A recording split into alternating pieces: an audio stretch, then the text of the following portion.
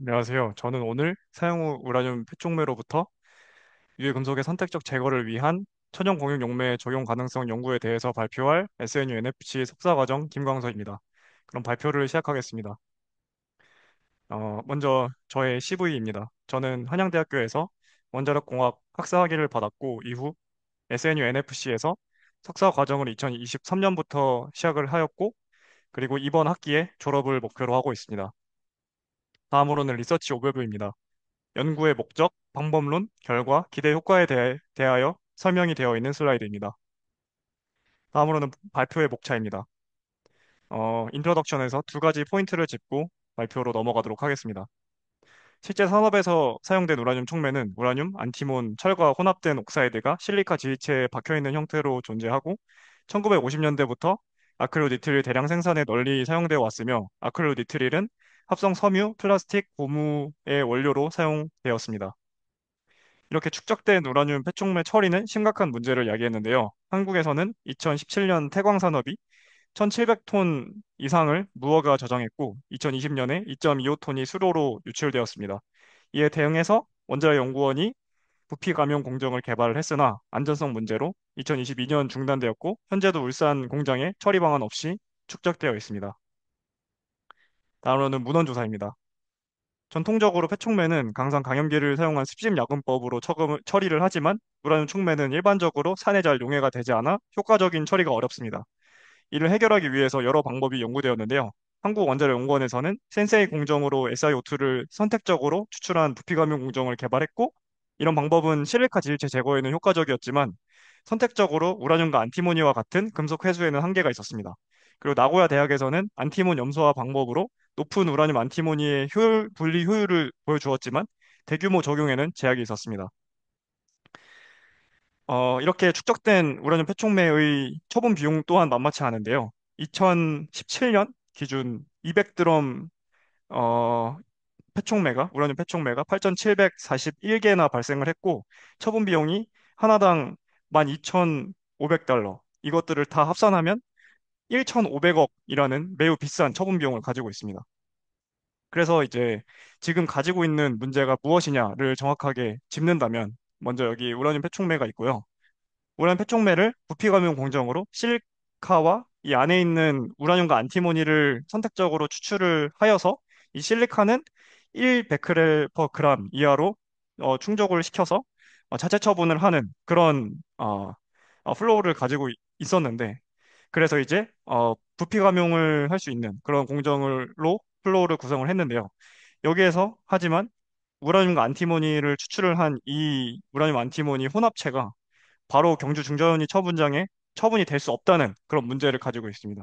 그래서 이러한 문제를 해결을 하지 못하면 이 공정 또한 유효하지 않은 것으로 저는 파악을 했습니다. 그래서 이 문제에 대해서 해결을 해야 되고 그리고 이후에 이 문제를 해결을 하면은 적절한 고정화 공정을 통해서 최종 처분을 할 수 있게 됩니다. 그래서 이제 앞서 말씀드린 것처럼 이 혼합적으로 우라늄과 안티몬이 혼합적으로 섞여 있는 그런 혼합 방사성 폐기물이 문제라고 말씀을 드렸는데요. 그래서 저는 한국의 해우라늄 촉매 처리에 대한 법적 근거를 검토를 했습니다. 그래서 코라드에서 발행한 인수 기준에서 3.17 톡식 서브스탠스를 인용을 했고요.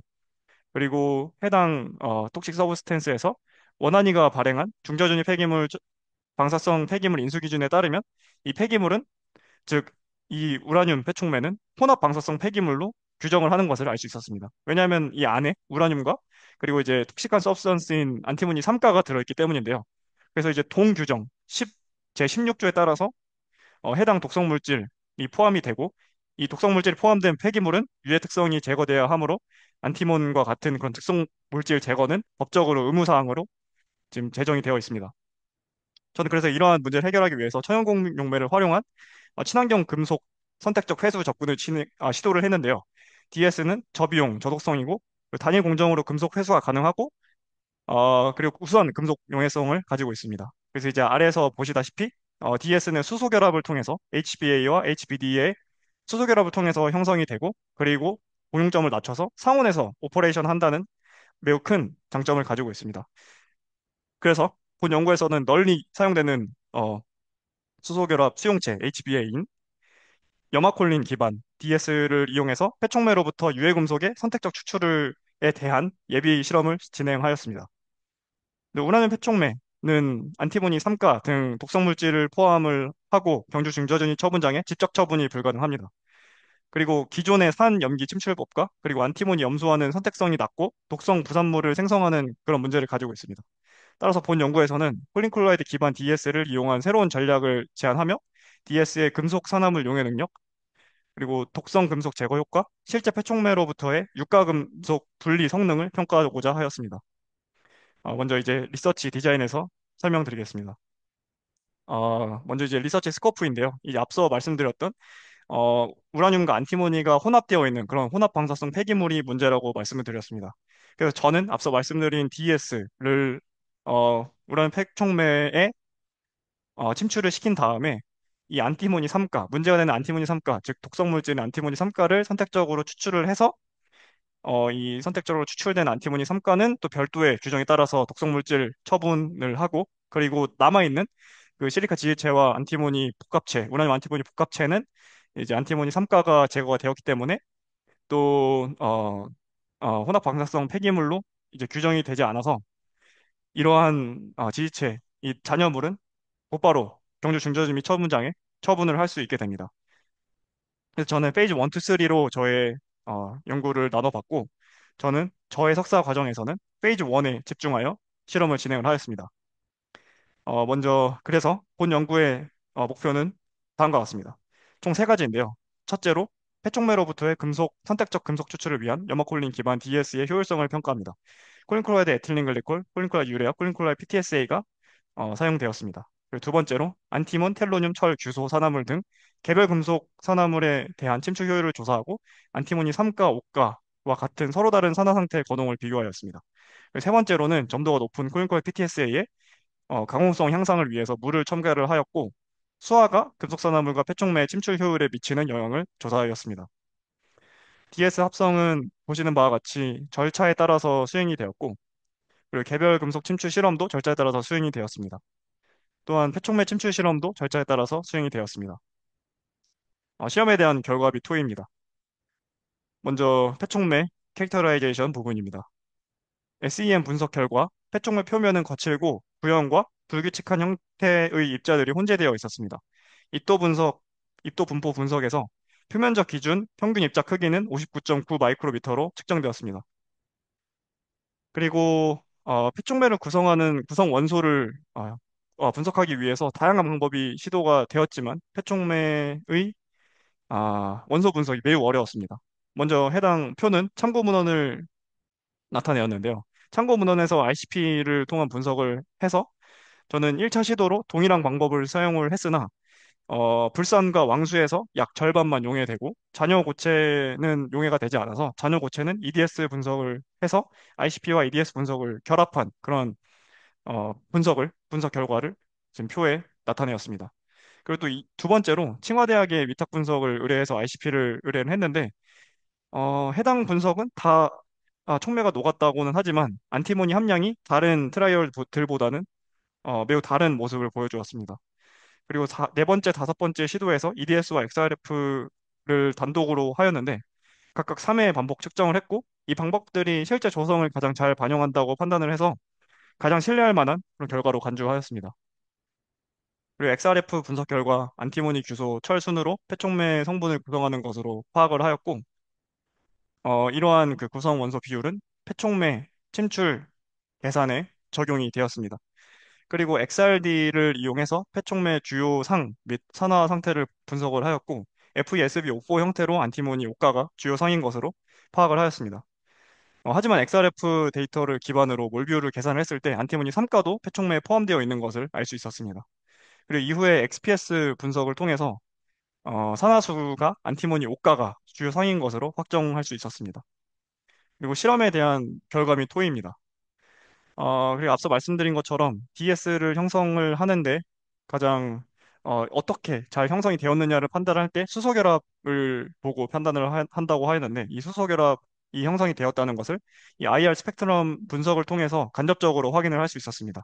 그래서 A는 콜린클로라이드 에틸린 글리콜, B는 콜린클로라이드 유레아, C는 콜린클로라이드 PTSA를 나타내고 각각의 스트레칭 피크 그리고 웨이브 넘버 시프팅 등을 비교를 해서 참고 문헌과 잘 일치하는 모습을 보여줬고 이 참고 문헌과 일치하는 내용을 바탕으로 내가 합성한 DS가 잘 합성이 되었다는 것을 판단할 수 있었습니다.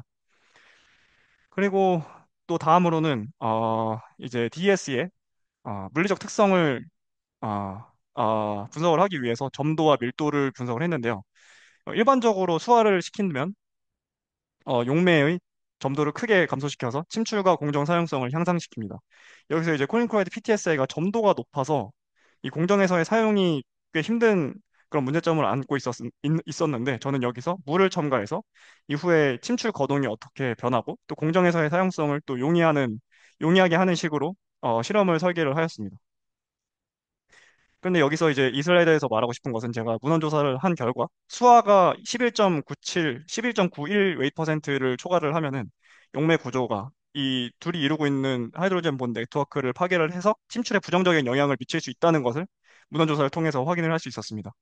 그래서 이러한 결과가 해당 연구에서 저의 연구에서 28%에서 저는 쿨코의 PTSL 25%까지 수화를 시켰는데 이러한 수화가 침출 양상에 어떤 영향을 미치는지도 탐구하였습니다. 그리고 또 동적 및 등온 TJ를 이용해서 열적 안정성을 평가를 했는데요. 동적 TJ에서 콜코이드 유레아가 가장 높은 시작 온도를 보였고 콜코이드 PTS에는 시작 온도가 낮음에도 불구하고 즉 온셋 온도가 낮음에도 불구하고 가장 많은 질량을 유지를 했습니다. 그리고 60도 등온 TJ에서는 코인코아드 유레아는 최소한의 질량 손실을 보였고 코인코아드 PTSA는 초기 소분 손실 후에 빠르게 안정화되었습니다. 그래서 이 결과들로 코인코아드 유레아와 코인코아드 PTSA 모두 침출 공정에 충분한 그런 열적 안정성을 가지고 있다로 확인을 하였습니다. 그 다음으로는 침출 실험, 개별금속 침출 실험에 대한 결과 및 토의입니다. 개별금속 및 중금속의 침출 결과를 분석을 했고 증류수, 콜코알 에틸린 글리콜, 유레아, 3.135 HCl, 콜코알 PTSA를 사용해서 안티모니, 텔로늄, 철, 실리카의 침출 효율을 비교한 결과 3.135 HCl과 콜코알 PTSA가 가장 높은 침출 효율을 보였고 다른 DS 용매들은 상대적으로 낮은 성능을 나타냈습니다. 또 이번 슬라이드에서는 산화물의 산염기 특성과 침출 거동의 관계에 대해서 요약을 하였는데요. 산화물은 산성 염기성, 양쪽성으로 분류할 수 있고 이들의 산염기 특성은 염산이나 DS와 같은 산성 매체에서의 용해도에 큰 영향을 미치는 것으로 파악하였습니다. 그리고 이제 콜린코아트 PTSA가 높은 침출 효율을 보였는데 왜 그런 높은 침출 효율을 보였느냐로 이제 거기에 대한 답을 한다면 바로 산성도 그리고 리간드 착화 능력 고유 수분 이 세 가지 핵심 요소로 침투 효율이 향상하는 것으로 저는 분석을 하였습니다. 주로 수소 결합에 의존을 하는 콜린크로이드 에틸린 글리콜과 유래와 이런 DS 조합구와는 달리 콜린크로이드 PTSA는 강한 산성과 리간드 제공 능력을 가지고 있어서 효과적으로 금속 산화물 용해를 가능하게 합니다. 또한 우측 그래프에서 보실 수 있듯이 폴리카의 PTSA는 대부분의 산화물에서 가장 높은 침투 효율을 보였고 일부 경우에는 3.135 HCl과 같은 강산보다도 더 우수한 성능을 보였습니다. 그리고 실리카는 모든 용매에서 최소한의 심출을 보였고 콜린카의 PTSA에서 3.135 HCl보다 약간 높은 수준을 나타냈습니다. 이러한 결과는 실리카만 남겨두고 금속만 선택적으로 침출할 수 있어서 침출액의 오염을 줄일 수 있다는 점에서 유리합니다. 그리고 또 이제 콜린코의 PTSA 수화를 시켜서 표적 산화물에 대한 콜린코의 PTSA 0, 50, 21%의 물을 단계적으로 첨가를 해서 침투율 변화를 관찰을 했는데요. 그래프에서 보실 수 있듯이 수화의 영향은 금속 산화물의 종류에 따라서 명확하게 달랐습니다. 수화 정도에 따른 안티모니 5가와 3가의 침출 거동을 비교를 했는데요. 그래프에서 보실 수 있듯이 안티모니 5가의 침출에는 수화가 긍정적인 영향을 미쳤는데 안티모니 3가는 거의 영향을 안 줬습니다. 이는 수화가 안티모니 5가의 가수분해를 촉진을 했고 가용성 하이드록시 클로로 착물을 형성하기 때문이라고 문헌 조사를 통해서 알 수 있었는데요. 반면에 안티모니 3가 침출은 주로 안티모니 클로라이드 음이온과 같은 염화물 착화에 의해서 일어나므로 수화의 영향을 비교적 덜 받는 것으로 판단하였습니다. 그리고 이제 피규어 12와 같은 경우는 염산에서 안티모니 3가와 안티모니 5가의 화학종 분포를 보여주었는데요. 왼쪽 그래프에서 pH1에서 안티모니 3가는 HCl 농도와 관계없이 주로 안티모니 클로라이드 음이온과 같은 염화물 착화물로 존재를 했고 이는 용해가 주로 염화물 착화에 의해서 일어남을 의미하였습니다. 반면에 이제 안티모니 옥가와 같은 경우는 특히 중간 HCl 농도에서 가수 분해를 통해서 하이드록소 클로로 착물을 형성을 하는 것을 볼 수가 있었는데요. 따라서 이러한 것들을 봤을 때 수화는 가수 분해를 촉진하고 이러한 가용성 화학종의 형성을 도와서 안티모니 옥가 침출을 촉진하는 반면에 안티모니 삼가 침출은 강한 염화물 배이로 인해서 상대적으로 일정하게 유지되는 것을 알 수 있었습니다. 개별 산화물에 대한 침출 거동 및 코린크로이드 PTS의 수화에 따른 침출 거동 요약 정리표입니다. 실험 결과, 다음으로는 이제 폐촉매 침출 실험 결과에 대한 결과 및 토의입니다. 먼저 지금 보시면 ppm 단위로 용해도가 나타나 있는데요. 안티모니 같은 경우 코린크로이드 PTSA와 3.135 HCl에서 높은 용해도를 보였고 텔로늄이 그 다음을 이었습니다.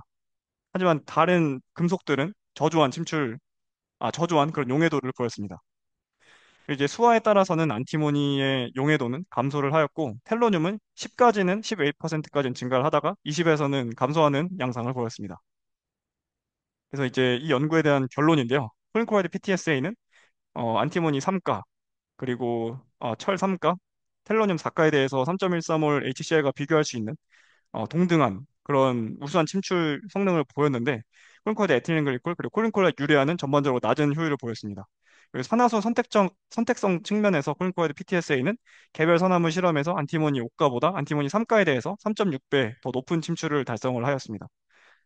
그러나 더 복잡한 매트릭스인 실제 폐촉매에서는 수화가 안티모니의 침출 효율을 약간 감소시켰는데 이는 물이 실제 폐촉매에서 금속 리간드 상호작용을 방해할 수 있음을 시사합니다.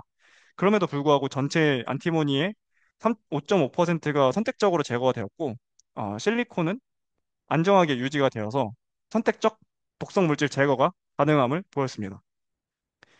그래서 이제 어떻게 원자력 산업에 저희 연구가 적용이 될 수 있는지를 설명을 하고 싶은데요.